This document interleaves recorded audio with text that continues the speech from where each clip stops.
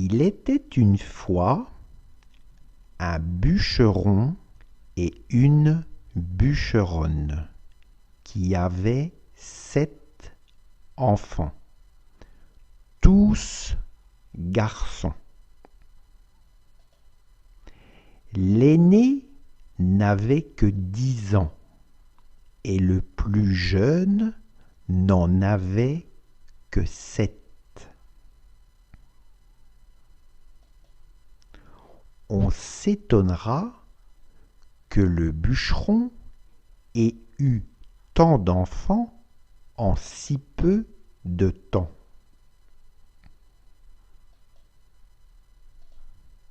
Mais c'est que sa femme allait vite en besogne et n'en faisait pas moins de 2 à la fois.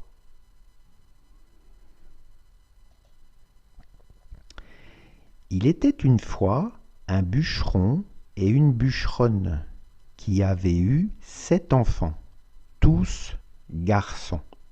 L'aîné n'avait que 10 ans et le plus jeune n'en avait que 7. On s'étonnera que le bûcheron ait eu tant d'enfants en si peu de temps. Mais c'est que sa femme allait vite en besogne et n'en faisait pas moins de 2 à la fois. Ils étaient fort pauvres et leurs 7 enfants les incommodaient beaucoup, parce qu'aucun d'eux ne pouvait encore gagner sa vie.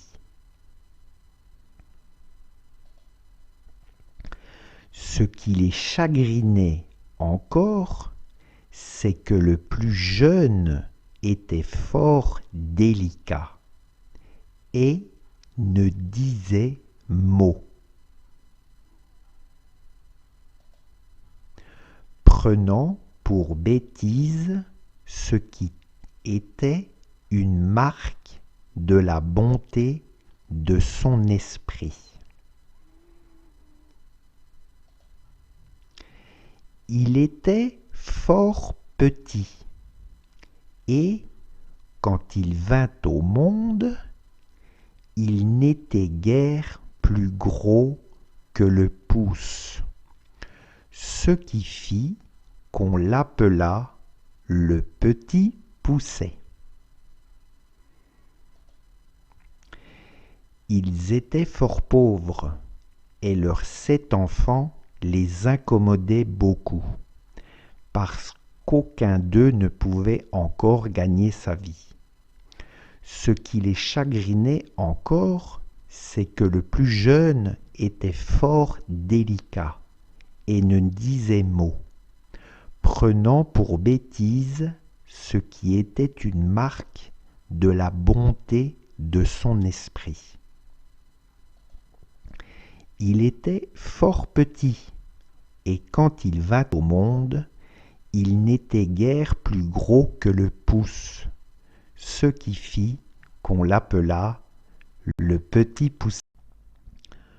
Ce pauvre enfant était le souffre-douleur de la maison, et on lui donnait toujours tort.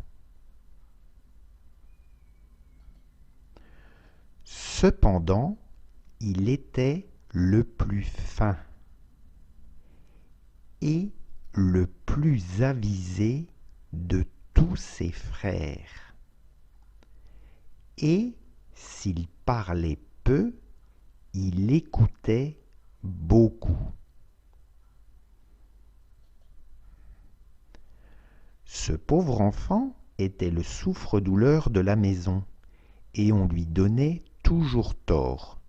Cependant, il était le plus fin et le plus avisé de tous ses frères, et s'il parlait peu, il écoutait beaucoup. Il vint une année très fâcheuse. Et la famine fut si grande que ces pauvres gens résolurent de se défaire de leurs enfants. Un soir que ces enfants étaient couchés et que le bûcheron était auprès du feu avec sa femme, il lui dit le cœur serré de douleur.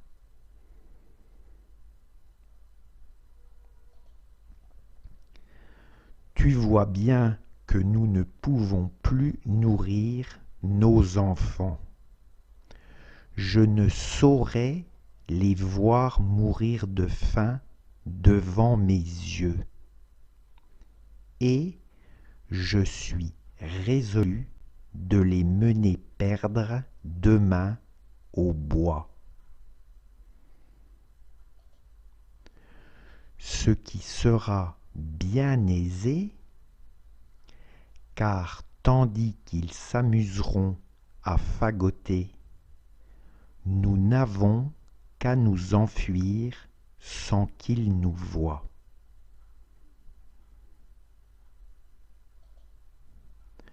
Ah! S'écria la bûcheronne, pourrais-tu bien toi-même mener perdre tes enfants?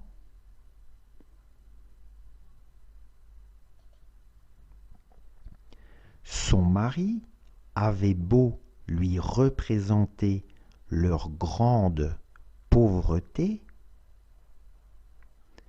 elle ne pouvait y consentir. Elle était pauvre, mais elle était leur mère. Cependant, ayant considéré quelle douleur ce lui serait de les voir mourir de faim, elle y consentit et alla se coucher en pleurant.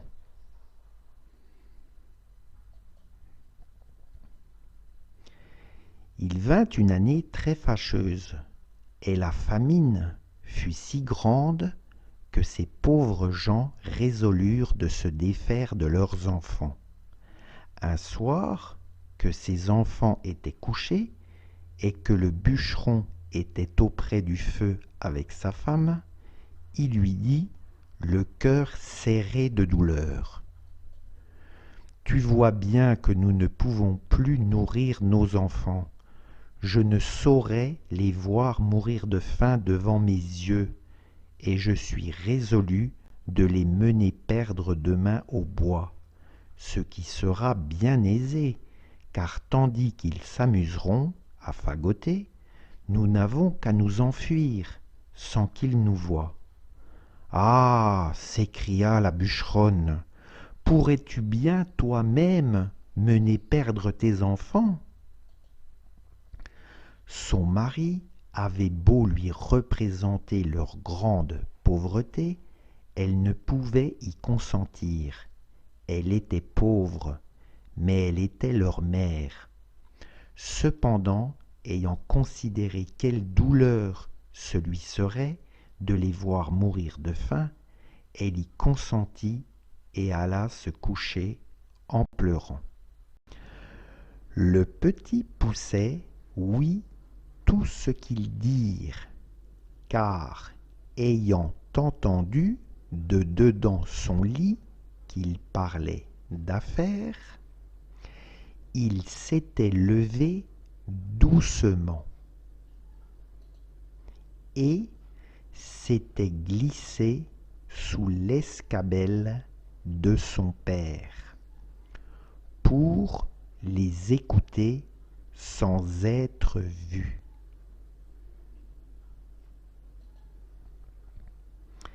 Il alla se recoucher et ne dormit point le reste de la nuit.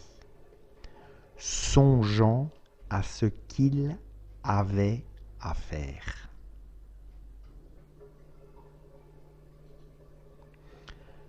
Le petit Poucet ouït tout ce qu'ils dirent, car ayant entendu de dedans son lit qu'ils parlaient d'affaires, il s'était levé doucement et s'était glissé sous l'escabelle de son père pour les écouter sans être vu. Il alla se recoucher et ne dormit point le reste de la nuit, songeant à ce qu'il avait à faire.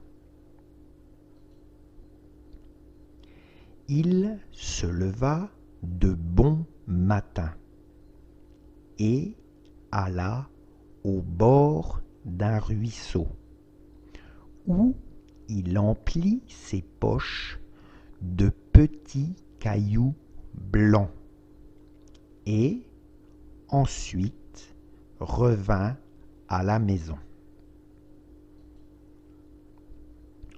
On partit et le petit Poucet ne dit rien de tout ce qu'il savait à ses frères.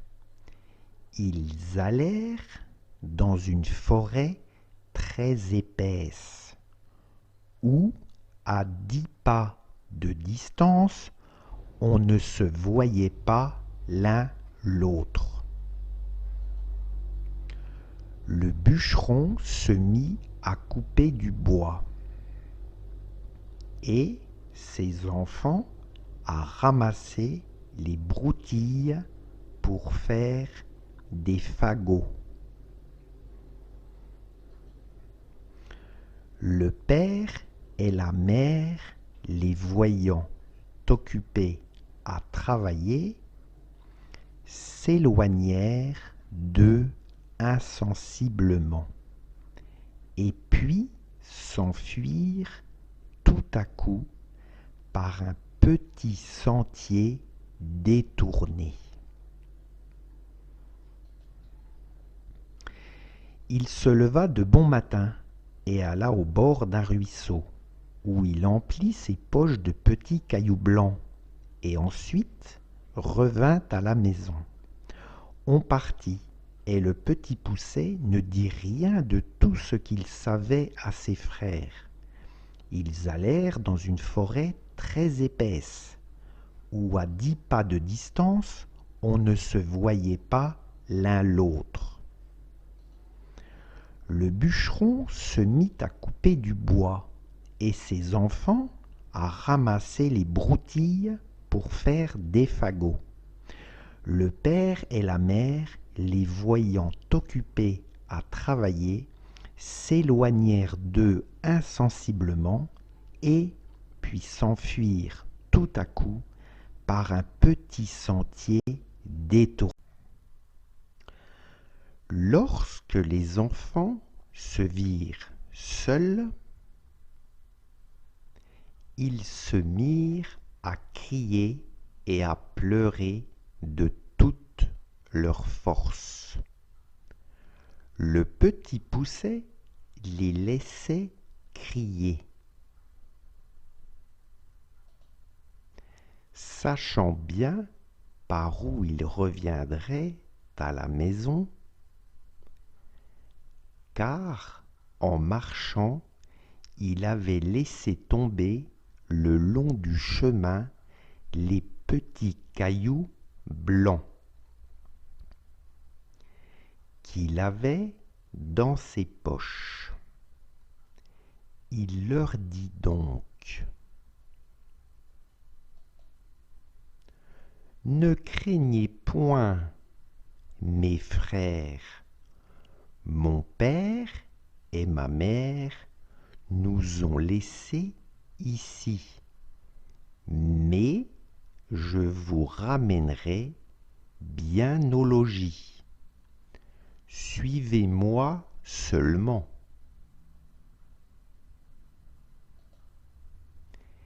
Ils le suivirent, et il les mena jusqu'à leur maison par le même chemin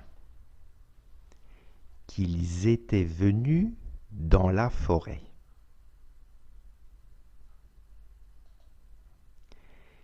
Ils n'osèrent d'abord entrer, mais ils se mirent tous contre la porte pour écouter ce que disaient leur père et leur mère. Lorsque les enfants se virent seuls, ils se mirent à crier et à pleurer de toute leur force. Le petit Poucet les laissait crier, sachant bien par où il reviendrait à la maison, car en marchant, il avait laissé tomber le long du chemin les petits cailloux blancs qu'il avait dans ses poches.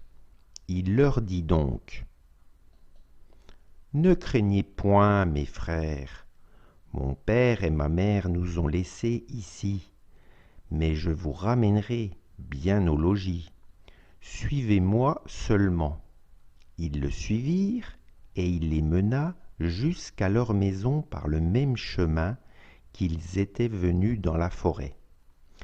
Ils n'osèrent d'abord entrer, mais ils se mirent tous contre la porte pour écouter ce que disaient leur père et leur mère. Au moment où le bûcheron et la bûcheronne arrivèrent chez eux, le seigneur du village leur renvoya 10 écus qu'il leur devait il y avait longtemps et dont ils n'espéraient plus rien.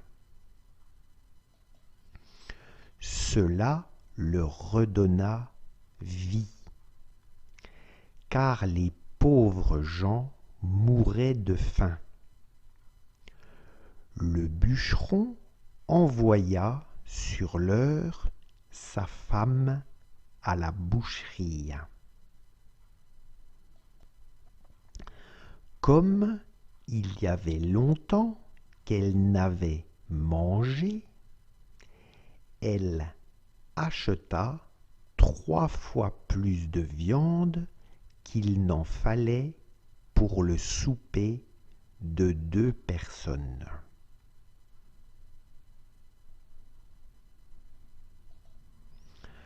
Lorsqu'ils furent rassasiés, la bûcheronne dit : « Hélas, où sont maintenant nos pauvres enfants ?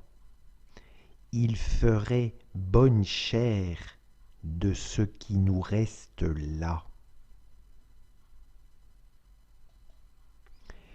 Mais aussi, Guillaume, c'est toi qui les as voulu perdre.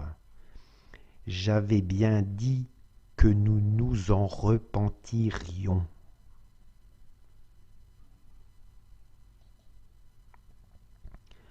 Que font-ils maintenant dans cette forêt ?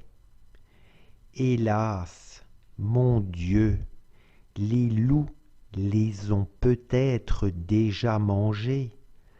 Tu es bien inhumain d'avoir perdu ainsi tes enfants. Au moment où le bûcheron et la bûcheronne arrivèrent chez eux, le seigneur du village leur envoya 10 écus qu'il leur devait il y avait longtemps et dont ils n'espéraient plus rien. Cela leur redonna vie, car les pauvres gens mouraient de faim. Le bûcheron envoya sur l'heure sa femme à la boucherie.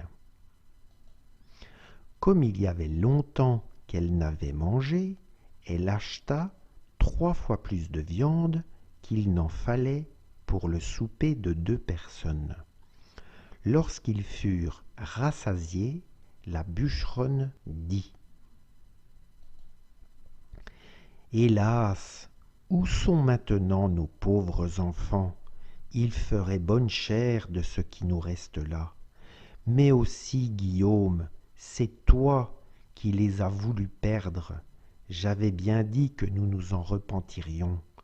Que font-ils maintenant dans cette forêt? Hélas, mon Dieu, les loups les ont peut-être déjà mangés. Tu es bien inhumain d'avoir perdu ainsi tes enfants.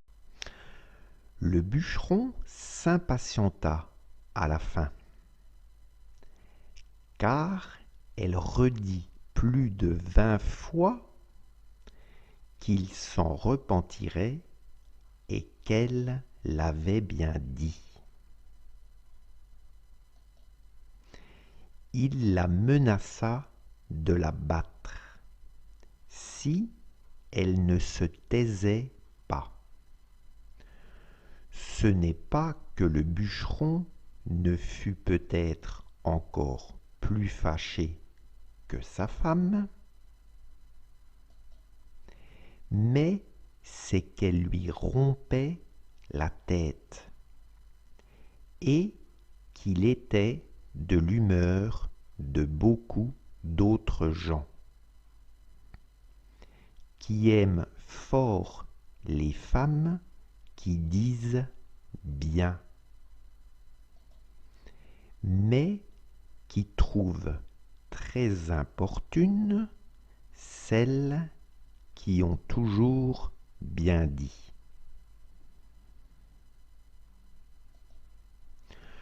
Le bûcheron s'impatienta à la fin, car elle redit plus de 20 fois qu'il s'en repentirait et qu'elle l'avait bien dit. Il la menaça de la battre si elle ne se taisait pas. Ce n'est pas que le bûcheron ne fut peut-être encore plus fâché que sa femme, mais c'est qu'elle lui rompait la tête et qu'il était de l'humeur de beaucoup d'autres gens qui aiment fort les femmes qui disent bien, mais qui trouvent très importunes celles qui ont toujours bien dit. La bûcheronne était tout en pleurs. Hélas, où sont maintenant mes enfants, mes pauvres enfants? Elle le dit une fois si haut que les enfants qui étaient à la porte, l'ayant entendu, se mirent à crier tous ensemble. Nous voilà, nous voilà. Elle courut vite leur ouvrir la porte et leur dit en les embrassant que je suis aise de vous revoir, mes chers enfants. Vous êtes bien là et vous avez bien faim. Et toi, Pierrot, comme te voilà crotté, viens que je te débarbouille. Ce Pierrot était son fils aîné, qu'elle aimait plus que tous les autres, parce qu'il était un peu rousseau et qu'elle était un peu rousse. Hélas, où sont maintenant mes pauvres enfants, mes pauvres enfants? Elle le dit une fois si haut que les enfants qui étaient à la porte, l'ayant entendu, se mirent à crier tous ensemble. Nous voilà, nous voilà. Elle courut vite leur ouvrir la porte et leur dit en les embrassant que je suis aise de vous revoir, mes chers enfants. Vous êtes bien là et vous avez bien faim. Et toi, Pierrot, comme te voilà crotté, viens que je te débarbouille. Ce Pierrot était son fils aîné, qu'elle aimait plus que tous les autres, parce qu'il était un peu rousseau et qu'elle était un peu rousse. Ils se mirent à table et mangèrent d'un appétit qui faisait plaisir au père et à la mère, à qui il racontait la peur qu'ils avaient eue dans la forêt, en parlant presque toujours tous ensemble. Ces bonnes gens étaient ravis de revoir leurs enfants avec eux. Et cette joie dura tant que les 10 écus durèrent. Ils se mirent à table et mangèrent d'un appétit qui faisait plaisir au père et à la mère, à qui ils racontaient la peur qu'ils avaient eue dans la forêt en parlant presque toujours tous ensemble. Ces bonnes gens étaient ravis de revoir leurs enfants avec eux, et cette joie dura tant que les 10 écus durèrent. Mais lorsque l'argent fut dépensé, ils retombèrent dans leur premier chagrin et résolurent de les perdre encore. Et, pour ne pas manquer leur coup, de les mener bien plus loin que la première fois. Ils ne purent parler de cela si secrètement qu'ils ne fussent entendus par le petit Poucet, qui fit son compte de sortir d'affaire, comme il l'avait déjà fait. Mais quoiqu'il se fût levé de bon matin pour aller ramasser des petits cailloux, il ne put en venir à bout, car il trouva la porte de la maison fermée à double tour.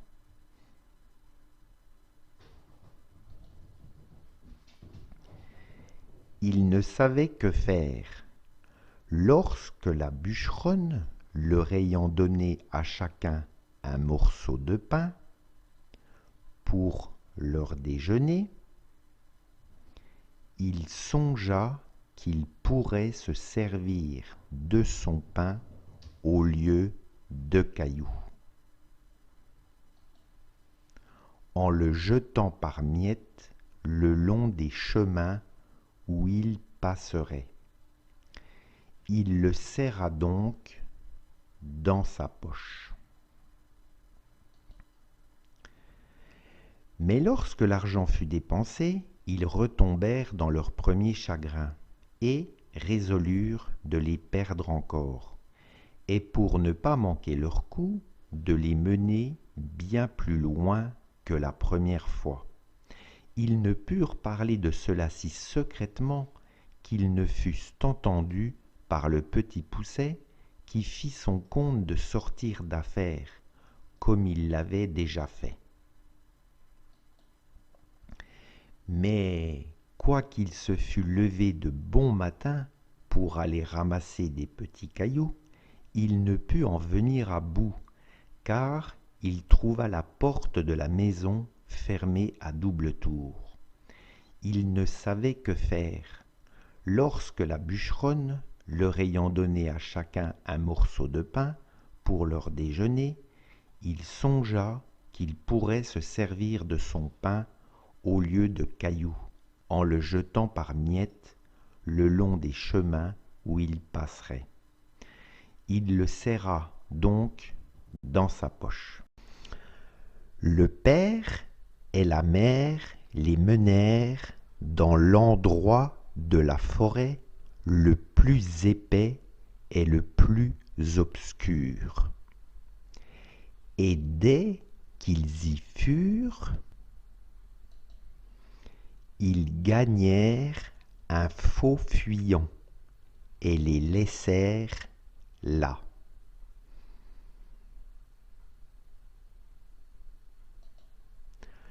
Le petit Poucet ne s'en chagrina pas beaucoup, parce qu'il croyait retrouver aisément son chemin par le moyen de son pain.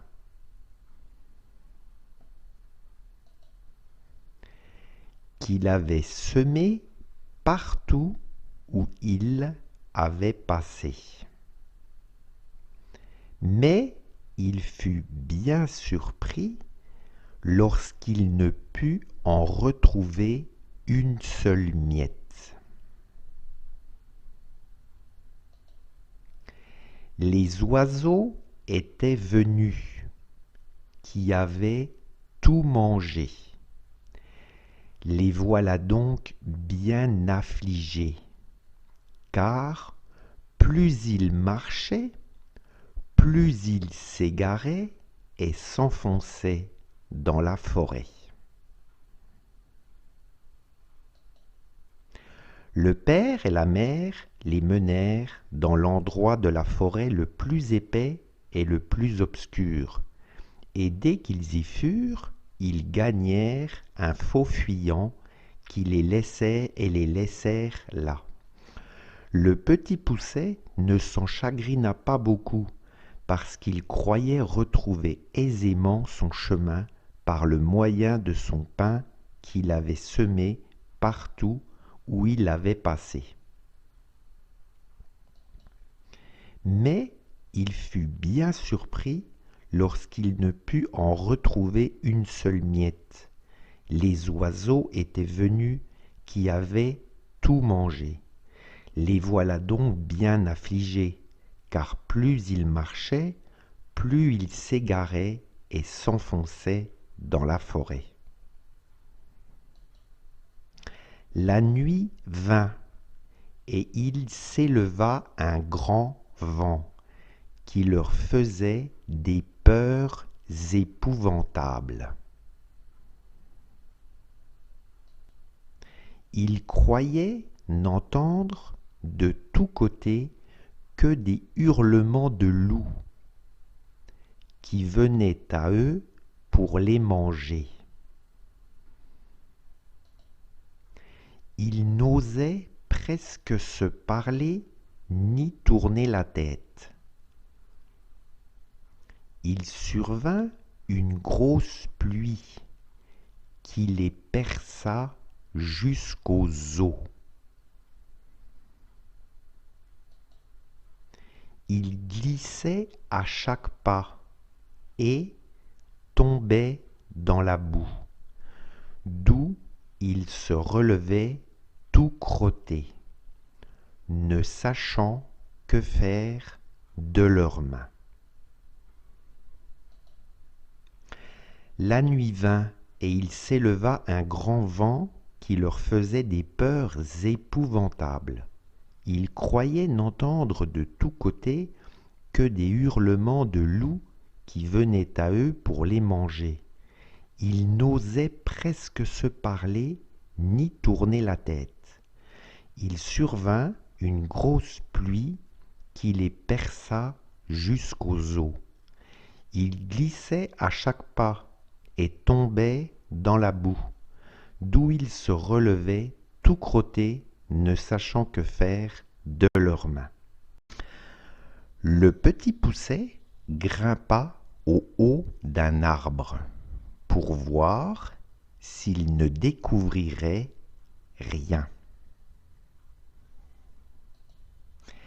Ayant tourné la tête de tous côtés, il vit une petite lueur comme d'une chandelle, mais qui était bien loin par-delà la forêt. Il descendit de l'arbre et, lorsqu'il fut à terre, il ne vit plus rien. Cela le désola. Le petit Poucet grimpa au haut d'un arbre pour voir s'il ne découvrirait rien.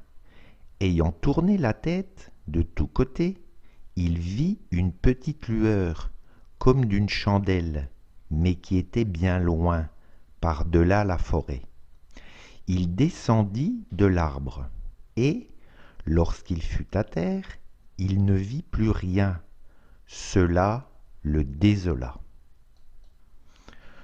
Cependant, ayant marché quelque temps avec ses frères, du côté qu'il avait vu la lumière, il la revit en sortant du bois. Ils arrivèrent enfin à la maison. Où était cette chandelle, non sans bien des frayeurs? Car souvent ils la perdaient de vue, ce qui leur arrivait toutes les fois qu'ils descendaient dans quelque fond. Cependant, ayant marché quelque temps avec ses frères, du côté qu'il avait vu la lumière, il la revit en sortant du bois. Ils arrivèrent enfin à la maison où était cette chandelle, non sans bien des frayeurs, car souvent ils la perdaient de vue, ce qui leur arrivait toutes les fois qu'ils descendaient dans quelque fond. Ils heurtèrent à la porte, et une bonne femme vint leur ouvrir. Elle leur demanda ce qu'ils voulaient. Le petit Poucet lui dit qu'ils étaient de pauvres enfants qui s'étaient perdus dans la forêt et qui demandaient à coucher par charité. Ils heurtèrent à la porte, et une bonne femme vint leur ouvrir. Elle leur demanda ce qu'ils voulaient. Le petit Poucet lui dit qu'ils étaient de pauvres enfants qui s'étaient perdus dans la forêt et qui demandaient à coucher par charité. Cette femme, les voyant tous si jolis, se mit à pleurer et leur dit : « Hélas, mes pauvres enfants, où êtes-vous venus ? Savez-vous bien que c'est ici la maison d'un ogre qui mange les petits enfants ?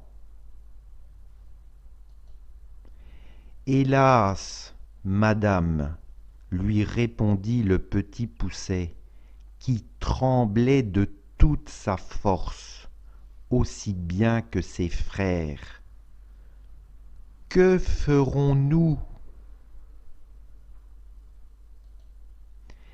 Il est bien sûr que les loups de la forêt ne manqueront pas de nous manger cette nuit. Si vous ne voulez pas nous retirer chez vous. Et cela étant, nous aimons mieux que ce soit monsieur qui nous mange. Peut-être qu'il aura pitié de nous, si vous voulez bien l'en prier. Cette femme, les voyant tous si jolis, se mit à pleurer et leur dit : « Hélas, mes pauvres enfants, où êtes-vous venus ? Savez-vous bien que c'est ici la maison d'un ogre qui mange les petits enfants ? Hélas, madame, lui répondit le petit Poucet, qui tremblait de toute sa force, aussi bien que ses frères. Que ferons-nous ?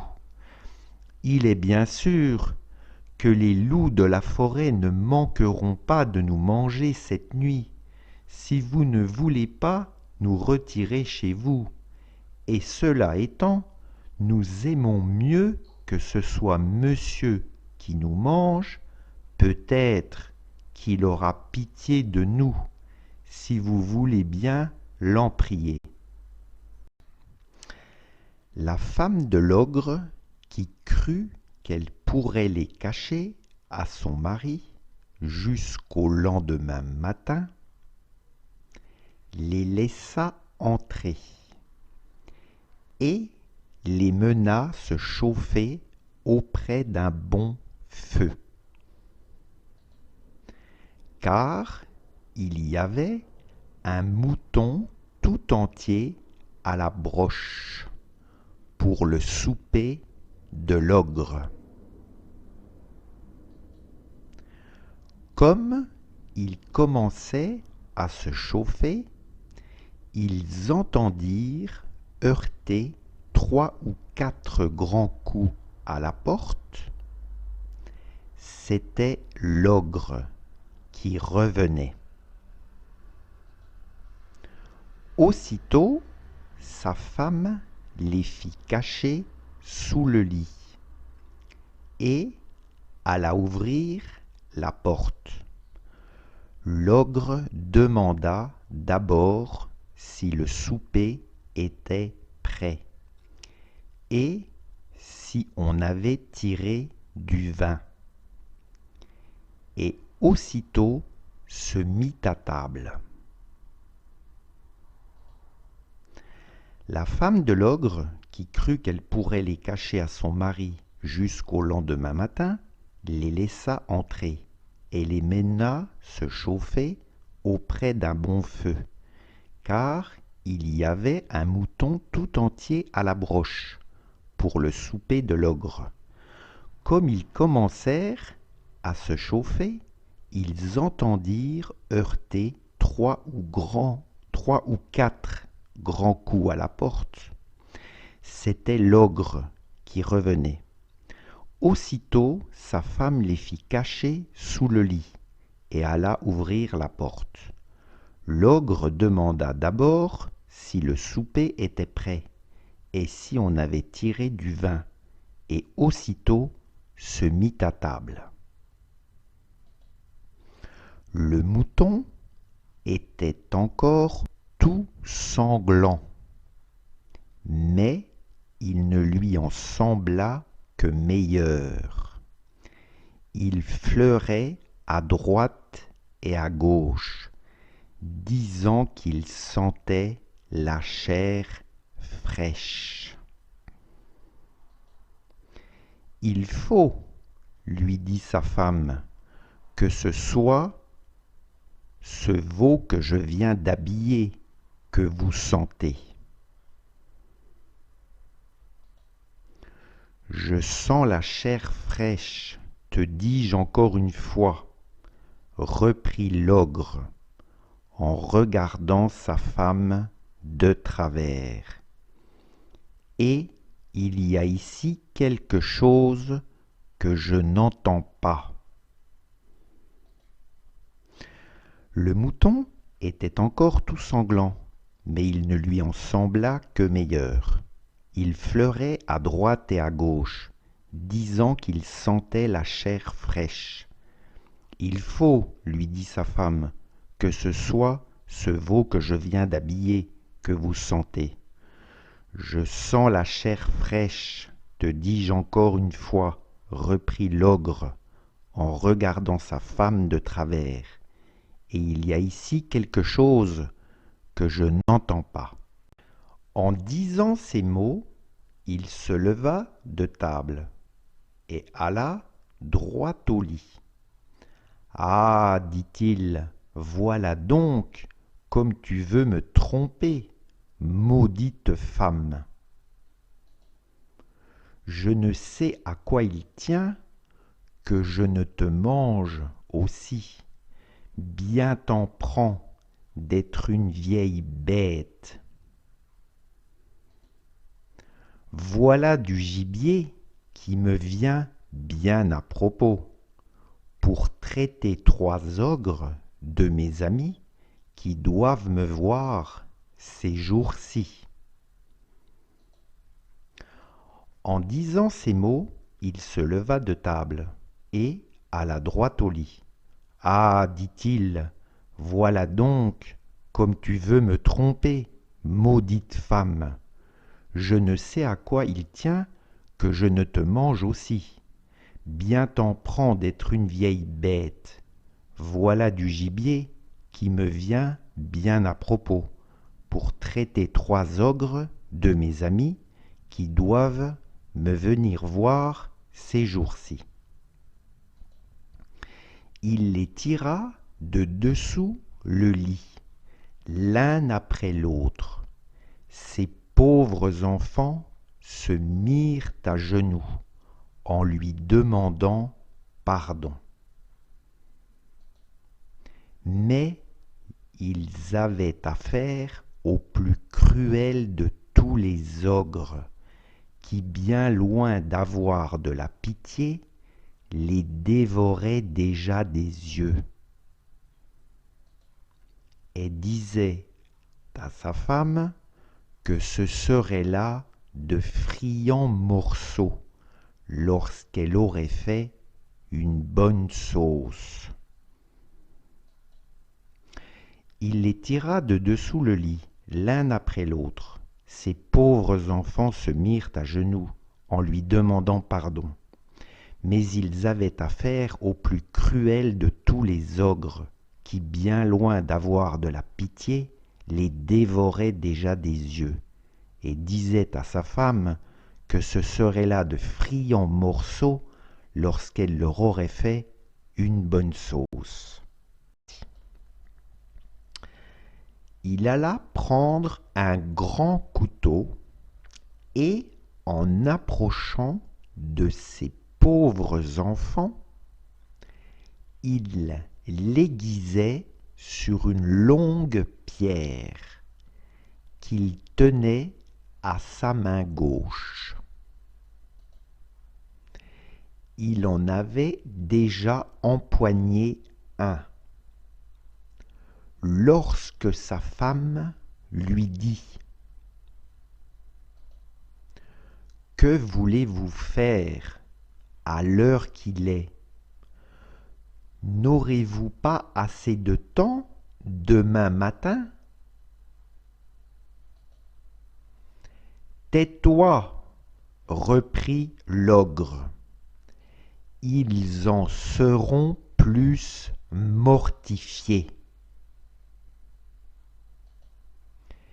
Mais vous avez encore là tant de viande, reprit sa femme. Voilà un veau, 2 moutons et la moitié d'un cochon. Tu as raison, dit l'ogre, donne-leur bien à souper, afin qu'ils ne maigrissent pas, et va les mener coucher.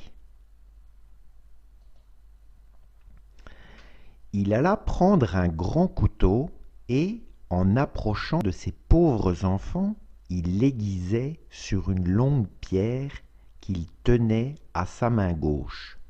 Il en avait déjà empoigné un lorsque sa femme lui dit : « Que voulez-vous faire à l'heure qu'il est ? N'aurez-vous pas assez de temps demain matin ? » « Tais-toi, reprit l'ogre, ils en seront plus mortifiés. »« Mais vous avez encore là tant de viande, reprit sa femme.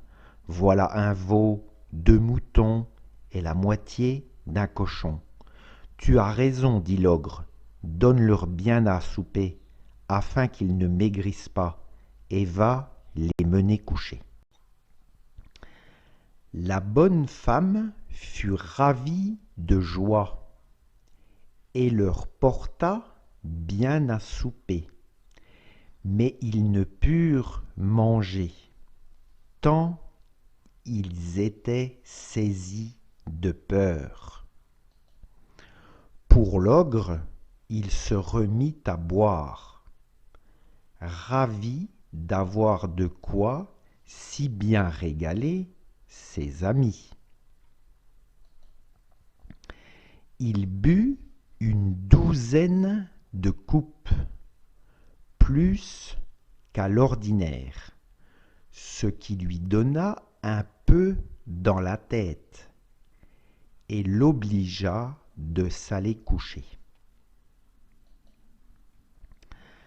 La bonne femme fut ravie de joie et leur porta bien à souper, mais ils ne purent manger, tant ils étaient saisis de peur.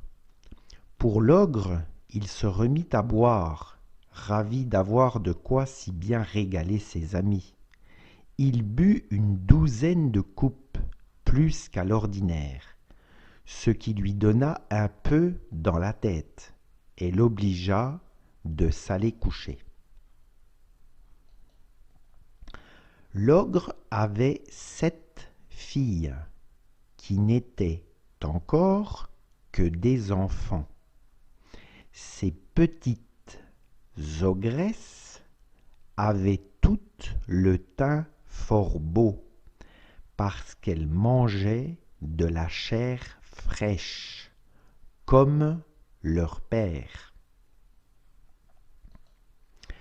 Mais elles avaient de petits yeux gris et tout ronds, le nez crochu et une fort grande bouche avec de longues dents, fort aiguës et fort éloignées l'une de l'autre. Elles n'étaient pas encore très méchantes, mais elles promettaient beaucoup, car elles mordaient déjà les petits enfants pour en sucer le sang. On les avait fait coucher de bonne heure, et elles étaient toutes 7 dans un grand lit, ayant chacune une couronne d'or sur la tête. L'ogre avait 7 filles, qui n'étaient encore que des enfants. Ces petites ogresses avaient toutes le teint fort beau, parce qu'elles mangeaient de la chair fraîche comme leur père. Mais elles avaient de petits yeux gris et tout ronds, le nez crochu et une fort grande bouche avec de longues dents fort aiguës et fort éloignées l'une de l'autre. Elles n'étaient pas encore très méchantes, mais elles promettaient beaucoup, car elles mordaient déjà les petits enfants pour en sucer le sang. On les avait fait coucher de bonne heure, et elles étaient toutes 7 dans un grand lit, ayant chacune une couronne d'or sur la tête. Il y avait dans la même chambre un autre lit, de la même grandeur. Ce fut dans ce lit que la femme de l'ogre mit coucher les 7 petits garçons. Après quoi, elle alla se coucher auprès de son mari. Il y avait dans la même chambre un autre lit de la même grandeur. Ce fut dans ce lit que la femme de l'ogre mit coucher les 7 petits garçons, après quoi elle alla se coucher auprès de son mari. Le petit Poucet, qui avait remarqué que les filles de l'ogre avaient des couronnes d'or sur la tête, et qui craignait qu'il ne prît à l'ogre quelque remords de ne les avoir pas égorgés dès le soir même, se leva vers le milieu de la nuit et, prenant les bonnets de ses frères et le sien, il alla tout doucement les mettre sur la tête des 7 filles de l'ogre. Après leur avoir ôté leur couronne d'or, qu'il mit sur la tête de ses frères et sur la sienne, afin que l'ogre les prît pour ses filles et ses filles pour les garçons qu'il voulait égorger. Le petit Poucet, qui avait remarqué que les filles de l'ogre avaient des couronnes d'or sur la tête et qui craignait qu'il ne prît à l'ogre quelque remords de ne les avoir pas égorgées dès le soir même, se leva vers le milieu de la nuit et, prenant les bonnets de ses frères et le sien, il alla tout doucement les mettre sur la tête des 7 filles de l'ogre, après leur avoir ôté leur couronne d'or qu'il mit sur la tête de ses frères et sur la sienne, afin que l'ogre les prît pour ses filles et ses filles pour les garçons qu'il voulait égorger. La chose réussit comme il l'avait pensé, car l'ogre, s'étant éveillé sur le minuit, eut regret d'avoir différé au lendemain ce qu'il pouvait exécuter la veille. Il se jeta donc brusquement hors du lit et prenant son grand couteau. « Allons voir, dit-il, comment se portent nos petits drôles. N'en faisons pas à 2 fois. » La chose réussit comme il l'avait pensé, car l'ogre, s'étant éveillé sur le minuit, eut regret d'avoir différé au lendemain ce qu'il pouvait exécuter la veille. Il se jeta donc brusquement hors du lit et prenant son grand couteau, « Allons voir, dit-il, comment se portent nos petits drôles. N'en faisons pas à 2 fois. » Il monta donc à tâtons à la chambre de ses filles et s'approcha du lit où étaient les petits garçons, qui dormaient tous excepté le petit Poucet, qui eut bien peur lorsqu'il sentit la main de l'ogre qui lui tâtait la tête, comme il avait tâté celle de tous ses frères. L'ogre, qui sentit les couronnes d'or, « Vraiment, dit-il, j'allais faire là un bel ouvrage. Je vois bien que je bus trop hier au soir. » Il alla ensuite au lit de ses filles, où, ayant senti les petits bonnets des garçons, « Ah, les voilà, dit-il, nos gaillards, travaillons hardiment. » En disant ces mots, il coupa sans balancer la gorge à ses 7 filles. Fort content de ce coup, il alla se recoucher auprès de sa femme. Il monta donc à tâtons à la chambre de ses filles et s'approcha du lit où étaient les petits garçons, qui dormaient tous, excepté le petit Poucet, qui eut bien peur lorsqu'il sentit la main de l'ogre qui lui tâtait la tête, comme il avait tâté celle de tous ses frères. L'ogre qui sentit les couronnes d'or. « Vraiment, dit-il, j'allais faire là un bel ouvrage. Je vois bien que je bus trop hier au soir. »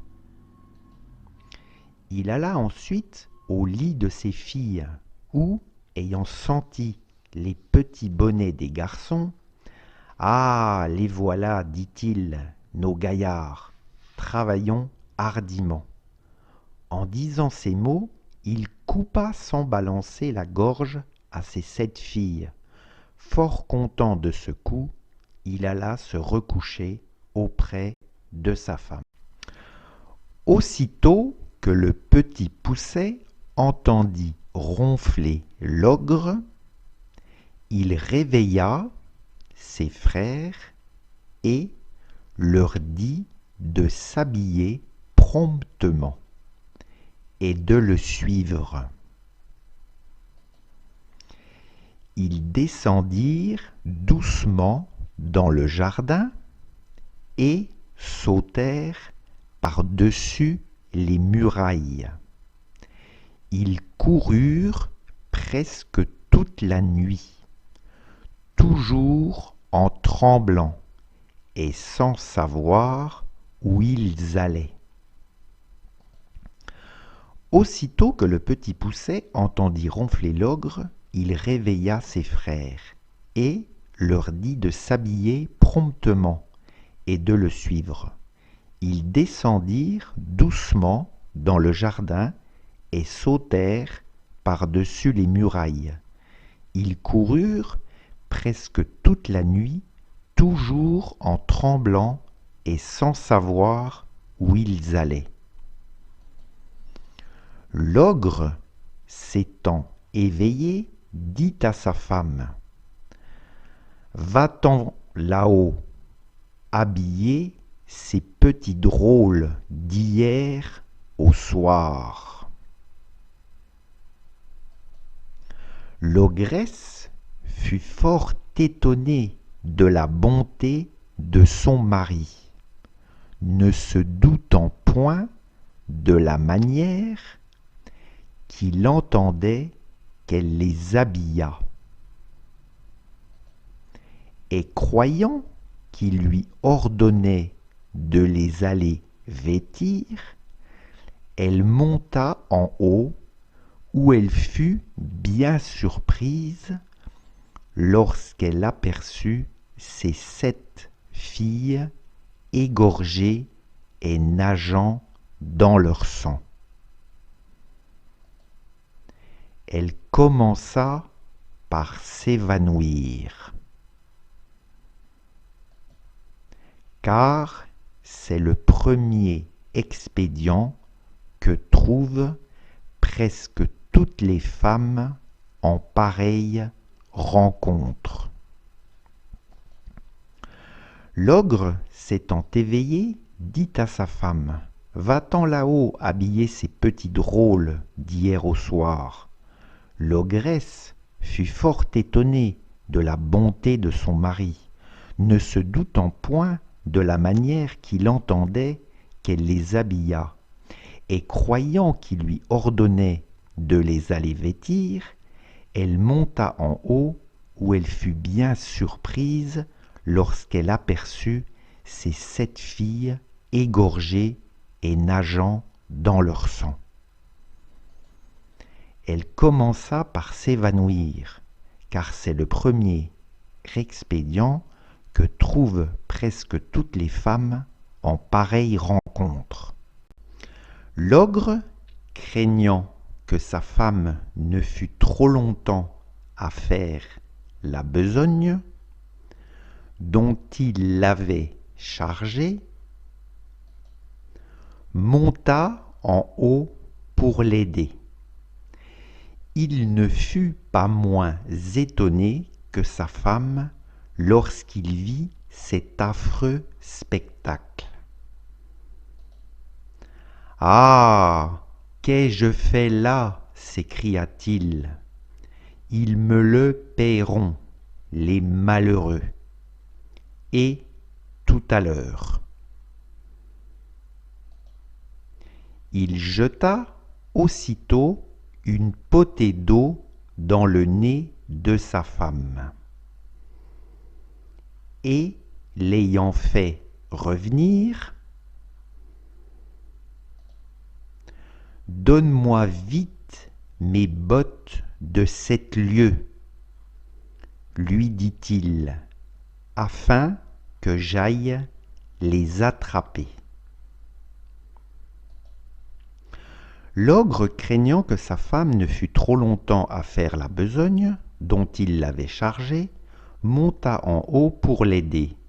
Il ne fut pas moins étonné que sa femme lorsqu'il vit cet affreux spectacle. « Ah, qu'ai-je fait là ?» s'écria-t-il. « Ils me le paieront, les malheureux. » Et tout à l'heure, il jeta aussitôt une potée d'eau dans le nez de sa femme, et l'ayant fait revenir, « Donne-moi vite mes bottes de 7 lieues, lui dit-il, afin que j'aille les attraper. » Il se mit en campagne, et après avoir couru bien loin de tous côtés,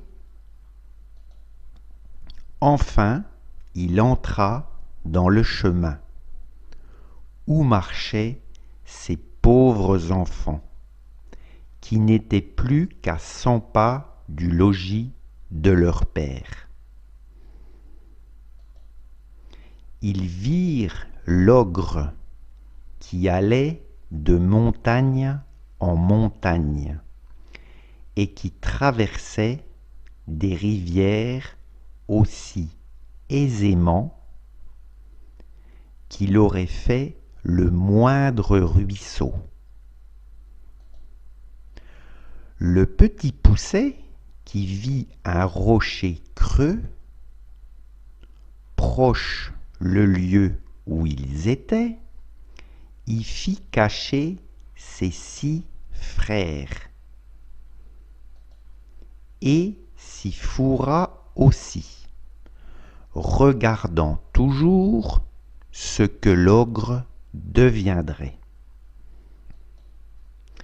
Ils se mirent en campagne, et après avoir couru bien loin de tous côtés, enfin il entra dans le chemin où marchaient ces pauvres enfants, qui n'étaient plus qu'à 100 pas du logis de leur père. Ils virent l'ogre qui allait de montagne en montagne, et qui traversait des rivières aussi aisément qu'il aurait fait le moindre ruisseau. Le petit Poucet, qui vit un rocher creux proche le lieu où il était, y fit cacher ses 6 frères et s'y fourra aussi, regardant toujours ce que l'ogre deviendrait. L'ogre, qui se trouvait fort las du long chemin qu'il avait fait inutilement, car les bottes de 7 lieues fatiguent fort leur homme, voulut se reposer, et par hasard il alla s'asseoir sur la roche où les petits garçons s'étaient cachés. Comme il n'en pouvait plus de fatigue, il s'endormit après s'être reposé quelque temps, et vint à ronfler si effroyablement que les pauvres enfants n'en eurent pas moins de peur que quand il tenait son grand couteau pour leur couper la gorge. Le petit Poucet en eut moins de peur et dit à ses frères de s'enfuir promptement à la maison, pendant que l'ogre dormait bien fort, et qu'ils ne se missent point en peine de lui. L'ogre, qui se trouvait fort las du long chemin qu'il avait fait inutilement, car les bottes de 7 lieues fatiguent fort leur homme, voulut se reposer, et par hasard il alla s'asseoir sur la roche où les petits garçons s'étaient cachés. Comme il n'en pouvait plus de fatigue, il s'endormit après s'être reposé quelque temps, et vint à ronfler si effroyablement que les pauvres enfants n'en eurent pas moins de peur que quand il tenait son grand couteau pour leur couper la gorge. Le petit Poucet en eut moins de peur et dit à ses frères de s'enfuir promptement à la maison, pendant que l'ogre dormait bien fort et qu'ils ne se missent point en peine de lui. Ils crurent son conseil et gagnèrent vite la maison. Le petit Poucet, s'étant approché de l'ogre, lui retira doucement les bottes et les mit aussitôt. Les bottes étaient bien grandes et bien larges, mais comme elles étaient fées, elles avaient le don de s'agrandir et de s'apetisser, selon la jambe de celui qui les chaussait, de sorte qu'elles se trouvèrent aussi justes à ses pieds et à ses jambes que si elles avaient été faites pour lui. Ils crurent son conseil et gagnèrent vite la maison. Le petit Poucet, s'étant approché de l'ogre, lui retira doucement les bottes et les mit aussitôt. Les bottes étaient bien grandes et bien larges, mais comme elles étaient fées, elles avaient le don de s'agrandir et de s'apetisser selon la jambe de celui qui les chaussait, de sorte qu'elles se trouvèrent aussi justes à ses pieds et à ses jambes que si elles avaient été faites pour lui. Il alla droit à la maison de l'ogre, où il trouva sa femme qui pleurait auprès de ses filles égorgées. « Votre mari, lui dit le petit Poucet, est en grand danger, car il a été pris par une troupe de voleurs qui ont juré de le tuer s'il ne leur donne tout son or et tout son argent. »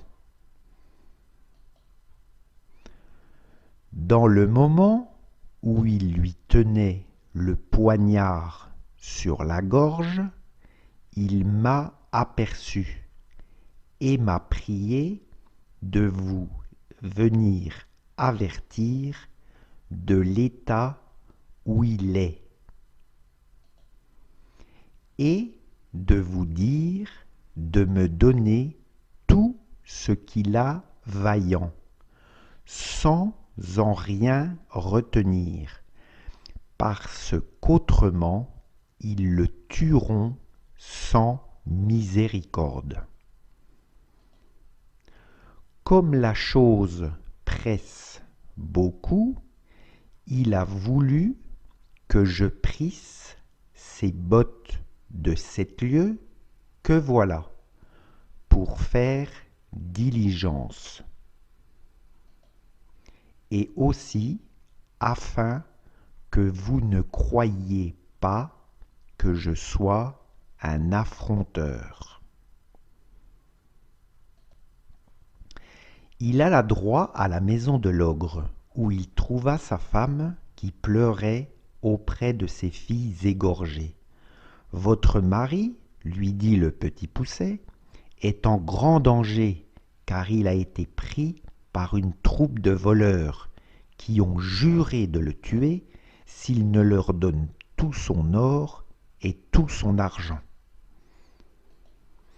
Dans le moment où il lui tenait le poignard sur la gorge, il m'a aperçu et m'a prié de vous venir avertir de l'état où il est et de vous dire de me donner tout ce qu'il a vaillant sans en rien retenir, parce qu'autrement ils le tueront sans miséricorde.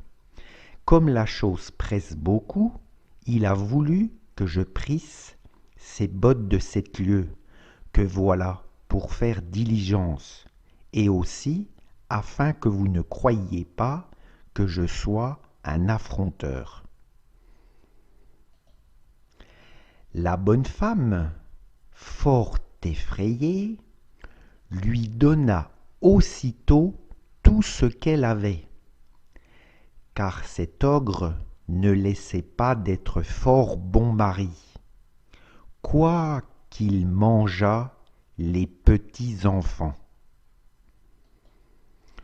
Le petit Poucet, étant donc chargé de toutes les richesses de l'ogre, s'en revint au logis de son père, où il fut reçu avec bien de la joie. La bonne femme, fort effrayée, lui donna aussitôt tout ce qu'elle avait, car cet ogre ne laissait pas d'être fort bon mari, quoiqu'il mangeât les petits enfants. Le petit Poucet, étant donc chargé de toutes les richesses de l'ogre, s'en revint au logis de son père, où il fut reçu avec bien de la joie. Il y a bien des gens qui ne demeurent pas d'accord avec cette dernière circonstance et qui prétendent que le petit Poucet n'a jamais fait ce vol à l'ogre, qu'à la vérité,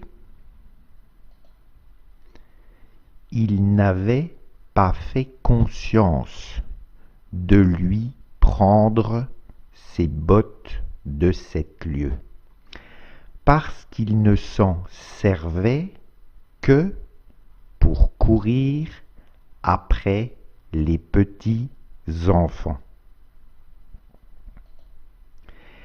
Ces gens-là assurent le savoir de bonne part, et même pour avoir bu et mangé dans la maison du bûcheron. Ils assurent que lorsque le petit Poucet eut chaussé les bottes de l'ogre, il s'en alla à la cour, où il savait qu'on était fort en peine d'une armée qui était à 200 lieues de là, et du succès d'une bataille qu'on avait donnée. Il alla, disent-ils, trouver le roi et lui dit que s'il le souhaitait, il lui rapporterait des nouvelles de l'armée avant la fin du jour. Le roi lui promit une grosse somme d'argent s'il en venait à bout. Le petit Poucet rapporta des nouvelles dès le soir même. Et cette première course, l'ayant fait connaître, il gagnait tout ce qu'il voulait, car le roi le payait parfaitement bien pour porter ses ordres à l'armée. Et une infinité de dames lui donnaient tout ce qu'il voulait pour avoir des nouvelles de leurs amants. Et ce fut là son plus grand gain. Il se trouvait quelques femmes qui le chargeaient de lettres pour leur mari, mais elles le payaient si mal, et cela allait à si peu de choses qu'il ne daignait mettre en ligne de compte ce qu'il gagnait de ce côté-là. Il y a bien des gens qui ne demeurent pas d'accord avec cette dernière circonstance et qui prétendent que le petit Poucet n'a jamais fait ce vol à l'ogre, qu'à la vérité, il n'avait pas fait conscience de lui prendre ses bottes de 7 lieues, parce qu'il ne s'en servait que pour courir après les petits-enfants. Ces gens-là assurent le savoir de bonne part, et même pour avoir bu et mangé dans la maison du bûcheron. Ils assurent que lorsque le petit Poucet eut chaussé les bottes de l'ogre, il s'en alla à la cour où il savait qu'on était fort en peine d'une armée qui était à 200 lieues de là et du succès d'une bataille qu'on avait donnée. Il alla, disent-ils, trouver le roi et lui dit que s'il le souhaitait, il lui rapporterait des nouvelles de l'armée avant la fin du jour. Le roi lui promit une grosse somme d'argent s'il en venait à bout. Le petit Poucet rapporta des nouvelles dès le soir même, et cette première course, l'ayant fait connaître, il gagnait tout ce qu'il voulait, car le roi le payait parfaitement bien pour porter ses ordres à l'armée, et une infinité de dames lui donnaient tout ce qu'il voulait pour avoir des nouvelles de leurs amants, et ce fut là son plus grand gain.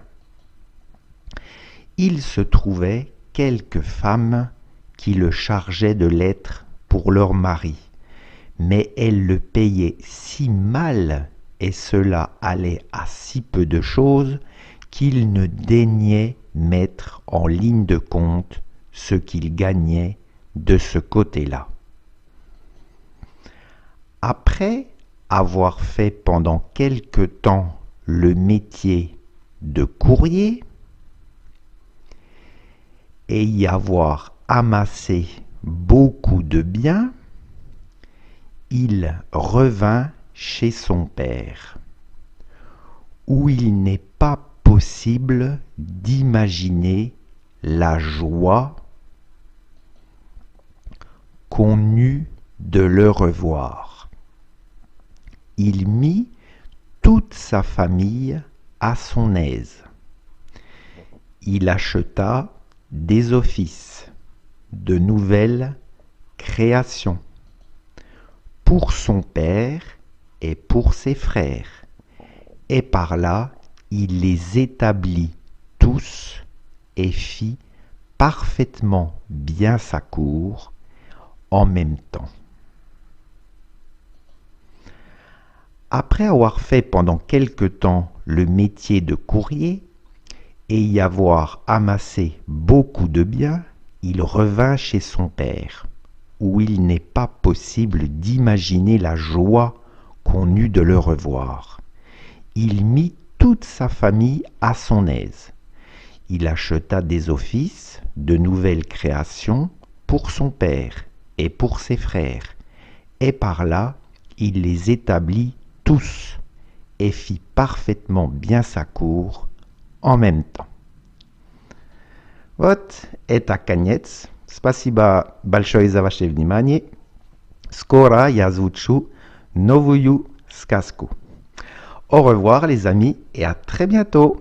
Пока-пока. Au revoir.